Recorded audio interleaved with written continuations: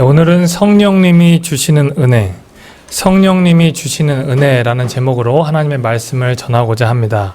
오늘은 성령 강림절입니다. 예수님께서 부활 승천하시면서 우리에게 약속하신 그 성령님이 50일간의 시간이 지난 후 제자들과 마가의 다락방에서 기도하는 성도들에게 임했던 날이 바로 성령 강림주일입니다.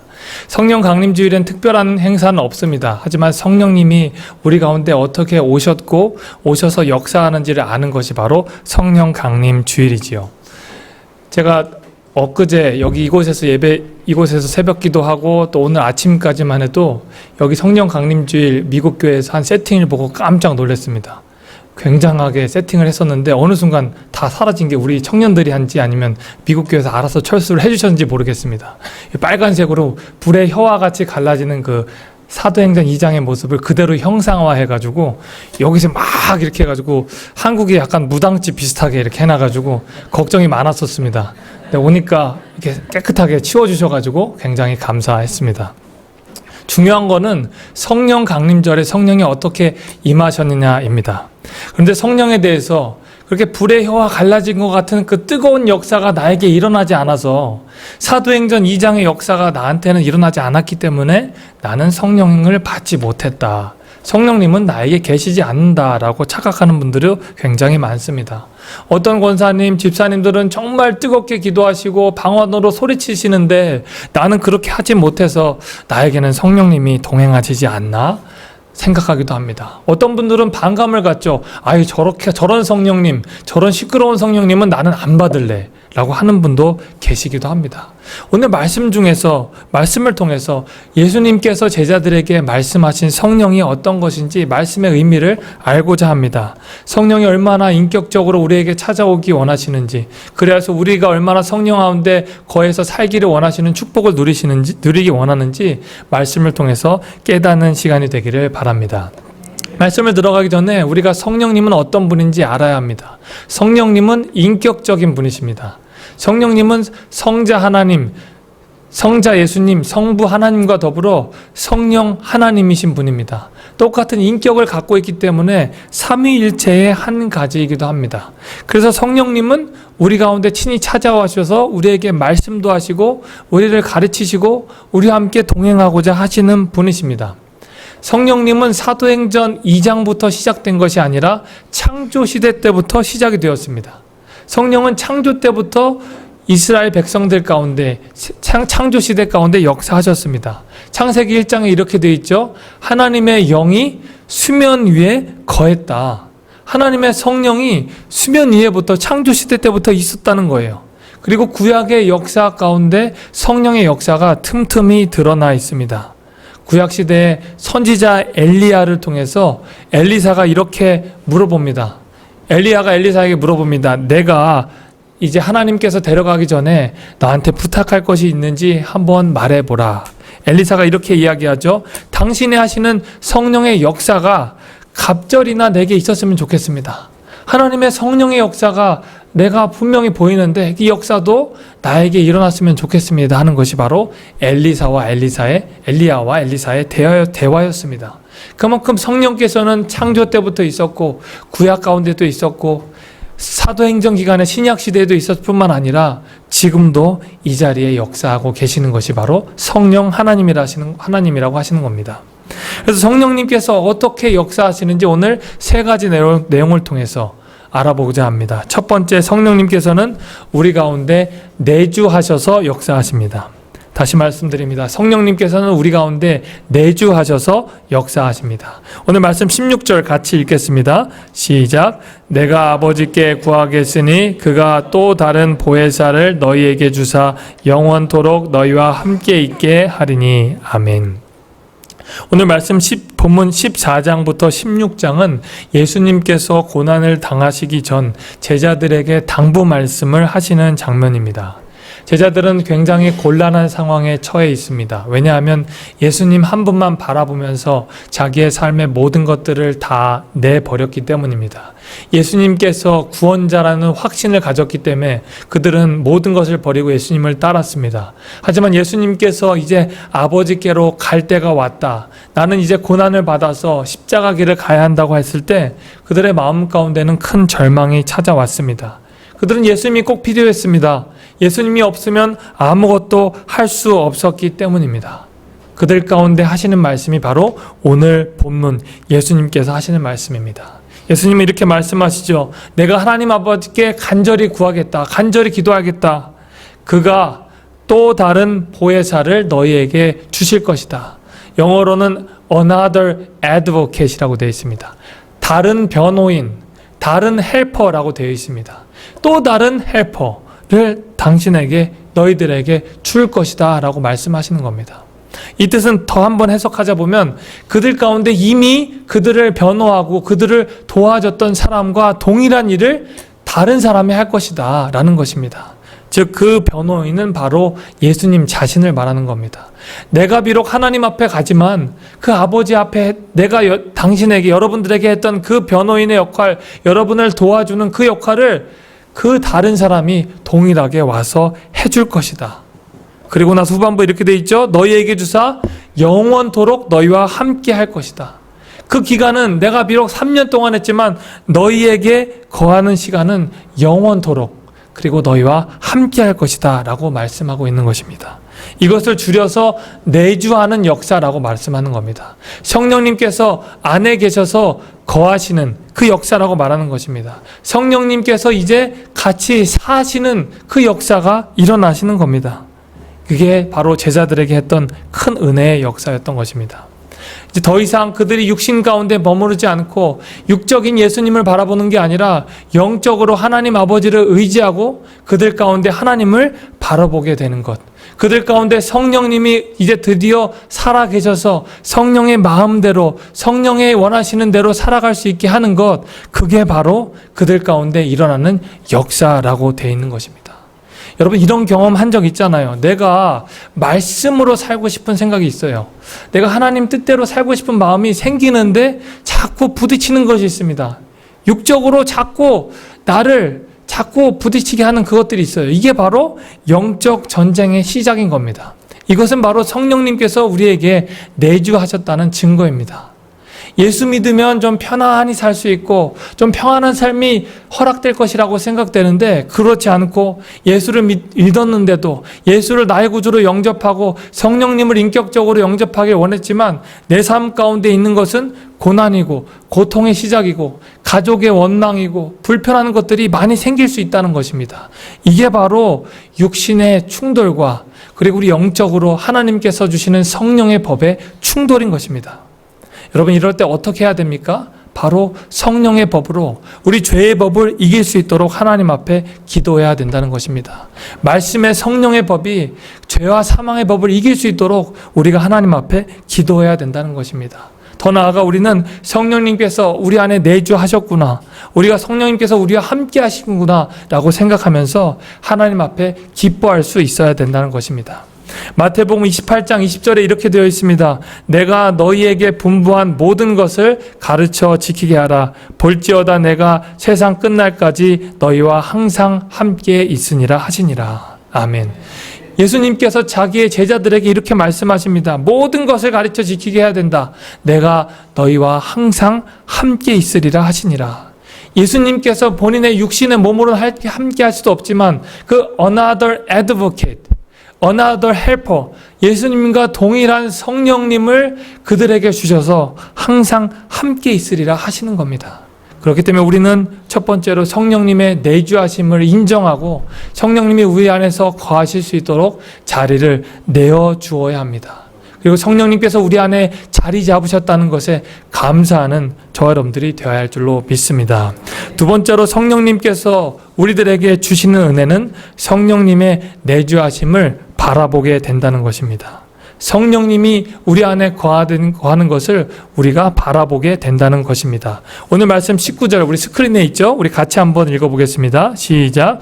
조금 있으면 세상은 다시 나를 보지 못할 것이로되 너희는 나를 보리니 이는 내가 살아있고 너희도 살아있겠습니다. 아멘. 참 슬픈 얘기입니다. 제자들에게는 안타까운 얘기였습니다. 조금 있으면 이제 사람들 너희들과 나는 세상을 보지 못할 것이다. 하지만 실망하지 마라. 너희들은 나를 다시 볼 것이다. 왜냐하면 내가 살아있고 너희들도 살아있을 것이기 때문이다.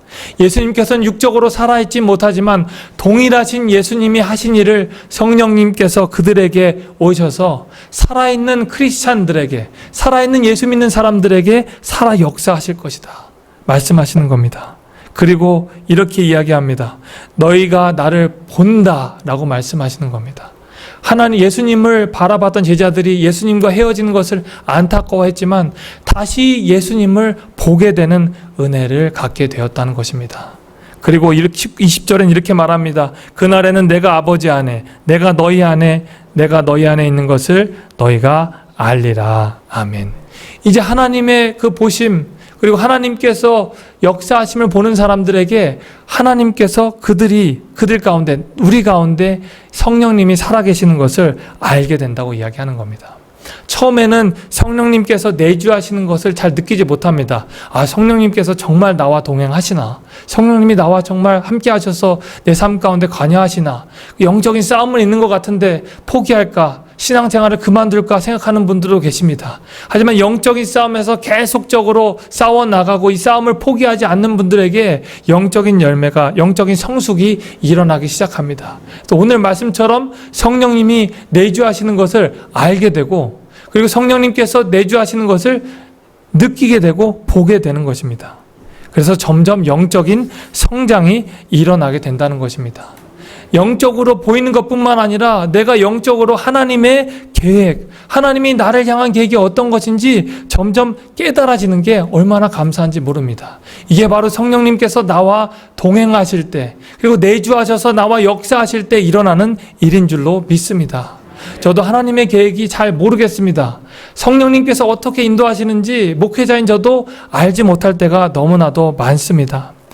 로마서 8장 26절에 이렇게 고백합니다. 우리 다 같이 읽어볼까요? 스크린 보면서 읽겠습니다. 시작. 이와 같이 성령도 우리의 연약함을 도우시나니 우리는 마땅히 기도할 바를 알지 못하나 오직 성령이 말할 수 없는 탄식으로 우리를 위하여 친히 간구하시느니라. 아멘.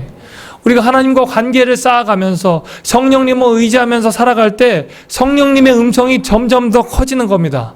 그래서 성령님께서 내 연약함을 도우시는 것이 느껴지고, 성령님은 인격적인 분이시기 때문에 마땅히 기도할 바를 알지 못하는 저와 여러분들에게 찾아오셔서 말할 수 없는 탄식으로 우리를 위해서 기도해 주신다, 중보해 주신다라고 하나님이 말씀하시는 겁니다.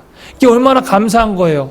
우리가 성령으로 알지 못하고 성령님 의지하면서 하나님 내가 도대체 구할 바를 알지 못합니다라고 말씀했을 때 성령님이 기도할 제목도 알려주시고 우리 교회에 필요한 기도 제목도 알려주시고 하나님의 나라와 의를 구하는 길을 알려주시는 것이 얼마나 감사한 일입니까? 이게 바로 성령님이 우리의 영과 더불어 하시는 역사라고 말씀하시는 겁니다.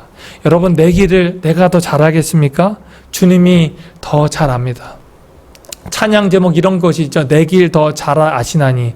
길을 안다고 생각했겠죠. 그 길을 알 수 없지만 그 길을 찾았죠. 하지만 이곳 정말 절망과 사망의 골을 주님이 이곳으로 나를 불러주셨습니다.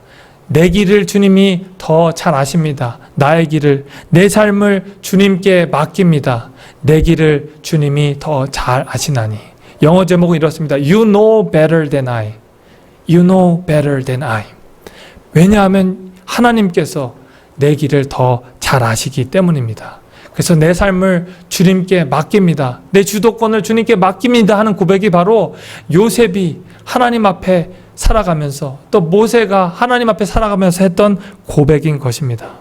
저는 교회 사역지를 4번 정도 옮기게 되었습니다. 인천에서 한번 사역을 했고요. 부천, 한국에 있는 부천이라는 곳에 사역해서 제 아내를 만났습니다. 그리고 서울에서 사역을 했고 마지막에 샌프란시스코에서 사역을 하고 있습니다. 이 네 곳에 사역하면서 제가 하나님 앞에 기도하면서 했던 결심이 하나 있습니다. 하나님, 제가 교회를 선택할 때, 그리고 목회지를 선택할 때 그곳에 가서 제가 하고 싶은 사역지를 하지 않게 해주십시오. 하나님이 원하시는 곳, 그리고 교회에서 필요한 곳, 그곳에서 제가 사역하게 해주십시오라고 기도했습니다. 근데 네 군데에서 기도했을 때 목사님들이 동일한 부서에서 사역하기 원하셨습니다. 여러 부서가 있는데 두 부서를 사역한 적도 있고 세 부서를 사역한 적도 있고 네 부서를 사역한 적도 있습니다. 그런데 동일한 부서에서 네 개의 교회에서 똑같은 부서가 있습니다. 그 부서가 바로 중등부였습니다. 중학생을 가리키는 부서. 알고 봤더니 중학생을 가르치는 사역자, 또 중학생을 가르치는 선생님들, 그 사역이 3D 업종이랍니다. 위험하고 정말 더럽고 하기 싫은 그런 사역지가 바로 중학생을 가리키는 사역이라고 합니다. 그래서 요새 중학생이 하는 그 사춘기 병을 중학생 2학, 중2 병, 그런 병 이름도 있더라고요. 얼마나 아이들이 내 감정을 내가 컨트롤할 수도 없는데 이걸 분출할 데가 없어가지고 선생님한테 화내기도 하고 목사님한테 전도사님한테도 화내기도 하는 게 우리 아이들의 자연적인 성장 과정입니다. 그런데 목회자들도 너무 힘들었는지 그 자리가 항상 공석인 거예요. 부천에서 갔을 때도 그 자리가 비어 있어가지고 그곳에서 사역을 하게 되고, 또 서울에 가서도 또 그곳에서 사역을 하게 되고, 또 이곳에 와서도 우리 중학생들을 가르치게 되었습니다. 우리 아이들과 사역하면서 참 기뻤습니다. 솔직히 말씀드리면 힘든 일도 굉장히 많았습니다. 하지만 그곳에서 하나님 말씀에 순종했을 때 하나님 성령님께서 주시는 많은 은혜와 감사가 있었습니다. 우리가 삶을 살아가면서 성령님께 이 주도권을 내어드린다면 성령님께서 비록 가시밭과 같고 어려운 고난길과 같을지라도 그 길 가운데서 많은 은혜를 허락해 주실 것입니다. 그곳에서 하나님께서 우리를 향한 많은 계획들과 인도하심을 경험하게 될 것입니다. 내가 잘하는 일, 내가 원하는 일보다 주님이 원하시는 일, 주님이 기뻐하시는 일을 찾아서 간다면 주님이 우리를 통해 성령의 인도하심과 역사하심을 보여주실 것입니다. 그 통해서 우리가 성령님이 인도하심을 보게 되고 알아가는 역사가 있을 줄 믿습니다. 세 번째로 성령님께서 우리 안에 거하실 때 예수님이 드러나게 됩니다. 오늘 말씀 그 마지막에 저희가 좀 잘못됐습니다. 죄송합니다. 말씀이 좀 잘못됐는데 정정해서 여러분들에게 안려드립니다. 마지막에 예수님이 열매로 드러나게 된다입니다. 오늘 말씀 21절 우리 스크린 나옵니다. 우리 같이 한번 읽어볼까요? 21절 시작. 나의 계명을 지키는 자라야 나를 사랑하는 자니 나를 사랑하는 자는 내 아버지께 사랑을 받을 것이요 나도 그를 사랑하여 그에게 나를 나타내리라. 아멘. 오늘 말씀을 좀 정리할 필요가 있습니다. 예수님께서 이렇게 말씀하셨죠. 나의 계명을 지키는 자라야 나를 사랑하는 자다. 예수님이 이 말씀만 하시면 우리가 오해할 수 있습니다. 하나님 말씀 다 지키는 사람만 나를 사랑하는 사람이야. 그러니까 조건은 내 말씀을 지키는 사람을 내가 사랑할 거야 라고 오해할 수 있습니다. 하지만 이 말씀의 전제가 되는 말씀은 15절 말씀입니다. 15절 스크린 나오는데 제가 읽겠습니다. 너희가 나를 사랑하면 나의 계명을 지키리라. 그러니까 하나님의 말씀을 사랑하는 사람은 하나님의 계명을 지킬 수 있게 된다. 하나님의 말씀을 사랑하면 자연스럽게 하나님의 말씀을 지킬 수 있는 힘을 갖게 된다고 말씀하는 겁니다. 여러분, 구약에 있는 율법의 계명은 약 613가지입니다. 잘 하라는 계명, 하지 말라는 이 계명을 우리의 힘으로 지킬 수 있는 사람은 아무도 없습니다. 예수님께서 산상수훈의 말씀을 통해서 하신 여러 가지 교훈의 말씀들을 지킬 수 있는 힘은 저에게 아무도 없습니다. 그래서 많은 신학자들이 예수님이 하시는 그 산상수훈의 말씀을 지킬 수 있는 사람은 없다. 이건 불가능한 하늘의 법이다 라고 말씀하기도 합니다. 하지만 아닙니다. 이 말씀 계명을 지키는 사람들 많이 있습니다. 말씀대로 살아가는 분들 너무나도 많이 있습니다. 이 말씀은 지킬 수 있는 법입니다. 왜냐하면 예수님께서 15절에 이렇게 말씀하셨기 때문에 너희가 나를 사랑하면 이 계명을 지키리라 라고 말씀하셨기 때문입니다. 그리고 나서 16절로 나오는 말씀이 바로 성령에 대해서 하시는 말씀입니다. 하나님이 사랑하시는 것은, 예수님을 사랑하는 것은 예수님과 동일한 본분인 성령님을 마음 가운데 인격적으로 모시고 살아가는 삶이라는 것입니다. 예수님을 사랑하는 것은 바로 예수님, 성령님을 마음 가운데 인격적으로 모시는 것, 그리고 성령님이 우리 마음 가운데 가득 차서 우리가 이 말씀을 지킬 수 있는 힘을 살아갈 때 바로 원수들을 사랑하고 원수들을 축복할 수 있게 된다는 것입니다. 사도행전 1장 8절에 이렇게 되어 있습니다. 오직 성령이 너희에게 임하시면 너희가 권능을 받고 예루살렘과 온 유대와 사마리아와 땅끝까지 이르러 내 증인이 되리라 하시니라. 아멘. 하나님의 성령이 우리에게 임하시면 우리가 하나님의 엄청난 능력을 받아서 증인이 되리라 하시니라. 증인이 되고 말고가 아니라 증인이 될 수밖에 없다고 말하는 겁니다. You shall be my witness. 하나님의 그 엄청난 파워, 하나님의 엄청난 다이너마이트를 갖고 있으면 우리는 자연스럽게 전도할 수밖에 없고 자연스럽게 하나님의 말씀을 읽을 수밖에 없고 자연스럽게 하나님 앞에 기도할 수밖에 없다고 되는 것입니다. 이게 바로 영적인 원리입니다. 성령님이 내 안에서 역사하시고 성령님이 거하면서 우리에게 기도해라. 성령이 우리에게 와서 말씀을 읽어라. 이 성령님이 우리에게 와서 저 사람에게 하나님의 말씀을 전하라고 하시는데 어떻게 하지 않을 수가 있겠느냐라고 말씀하시는 겁니다. 그렇기 때문에 자연스럽게 증인이 되고 그리스도인의 향기가 나온다는 것입니다. 오늘 말씀 세 번째가 바로 그 내용입니다. 마지막에 이렇게 되어 있죠. 나도 그를 사랑하여 그에게 나를 나타내리라. 하나님의 성령의 영이 거하는 사람에게는 예수님이 드러난다는 것입니다. 예수님의 열매가, 성령의 열매가 자연스럽게 드러난다는 것입니다. 예수님께서는 성령의 은사와 성령의 열매를 동일하게 말씀해 주십니다. 많은 사람들은 은사 받기를 사모합니다. 하지만 열매에 대해서는 별로 생각하지 않습니다. 방언의 은사, 예언의 은사, 통역의 은사, 많은 은사들을 받기 원하지만 성령의 열매에 대해서는 간과하는 경우가 많이 있습니다. 그렇지만 우리가 분명히 알아야 할 것이 있습니다. 성령의 열매를 가진 것은 참 감사한 일이지만, 성령의 은사를 가진 것은 참 감사한 일이지만 성령의 열매가 없을 때는 그 은사가 방종이 되고 오히려 위험한 도구가 될 수 있다는 것입니다. 하나님께서 우리에게 예언의 은사를 주시면 참 감사한 일이지만 그것이 성령의 열매로 감싸지지 않을 때 그것은 굉장히 위험한 도구고 다른 사람을 정죄할 수 있는 일이 된다고 하는 것입니다. 예수님께서는 이렇게 말씀하십니다. 열매로 너희들을 판단하리라. 너희에게 내가 나타나야 너희가 참 내 증인이 되리라 라고 말씀하시는 겁니다. 오늘 말씀에도 마지막으로 하나님의 주시는 그 열매를 가지고 이 사람이 그리스도인인지 아닌지 판단한다고 말씀하시는 겁니다. 여러분 안에 예수님이 계시고 성령님이 계셔서 살아 역사하시고 그 안에 있는 성령의 열매로서 하나님을, 예수님을 증거하는 여러분들이 되어야 할 줄로 믿습니다. 그게 바로 그리스도인의 향기입니다. 내가 말하지 않아도, 내가 전하지 않아도 내 안에 있는 그리스도인의 향기가 자연스럽게 전파될 때 이것이 바로 전도이고 복음의 증거인 겁니다. 성령님께서 여러분들에게 다가오셔서 하나님의 말씀을 전하지 않으면 견딜 수 없게 말씀하실 때 여러분이 그 말씀을 전할 수 있는 것입니다. 그게 바로 성령의 열매이고 성령의 증거인 것입니다. 어떤 목사님과 통화를 하게 되었습니다. 지난주에 한 목사님과 통화를 하면서 굉장히 큰 은혜를 받았습니다. 그 목사님은 선교사로 사역을 하셔서 몽골 지역에서 오랫동안 선교 사역을 하시고 지금 미국에서 사역을 하고 계신 분입니다.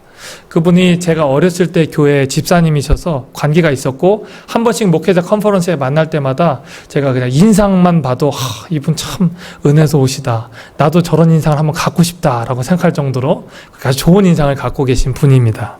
그분과 통화하면서 그분의 사역에 대해서 이야기하고 예전에 그분이 몽골에서 했던 그 사역에 대해서 이야기를 나눴습니다.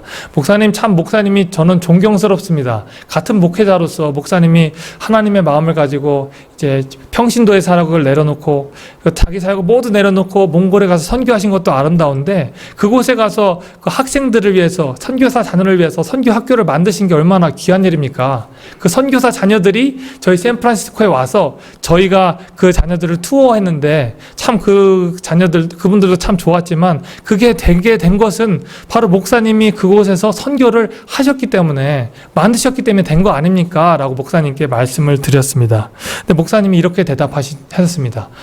사례를 치면서 이렇게 얘기하시는 겁니다. 제가 했다니요. 하나님이 하셨죠. 어떻게 제가 이 일을 했습니까? 하나님께서 나에게 시키셔서 성령이 나와 함께 하셔서 이 일을 한 거지 제가 한 것 아닙니다 라고 저에게 반문을 드렸습니다. 제가 참 부끄러웠어요. 참 할 말이 없었습니다. 역시 나는 한참 멀었구나. 나는 우리 목사님과 같이 되려면 한참 먼 사람이구나 생각이 들었습니다. 맞습니다. 그분을 대화를 하면서도 성령이 함께 하시는구나. 성령의 역사가 뚝뚝 흐르는구나. 드러내지 않아도 하나님이 함께 하시는 분이구나 라는 생각을 하게 되었습니다. 성령의 역사는 숨길 수가 없구나. 감출 수가 없구나. 낭중지추구나. 얼마나 정말 귀한 하나님의 사람들이 많구나. 하나님의 그리스도의 향기가 저렇게 전파되는구나 라고 생각을 하게 되었습니다. 오늘 말씀을 정리하기 원합니다. 오늘은 성령 강림주일입니다. 성령님께서 50일 동안 기다리셨다가 마가의 다락방에 120명의 성도들에게 강권적으로 역사하셨던 날입니다. 그 성령의 역사는 태초부터 있었고 그 시기에도 있었고 지금 이 자리에도 함께하고 계십니다. 성령님이 주시는 은혜는 우리 가운데 내주하셔서 우리 가운데 영적인 싸움을 시작하게 하시고 영적인 분별력을 주셔서 하나님이 기뻐하시는 일, 하나님이 싫어하시는 일을 분별하고 하나님이 기뻐하시는 일을 선택하게 하시고 또 더 나아가 성령의 열매를 우리 가운데 맺게 하심으로 말미암아 우리가 하나님의 자녀임을 증거하게 하시는 것입니다. 저와 여러분들이 일상을 살아가시면서 성령님을 의지하고 성령님과 동행하심으로 성령의 열매로 하나님의 자녀임을 증거하는 저와 여러분들의 삶이 되기를 간절히 축원합니다. 이 시간 기도하겠습니다.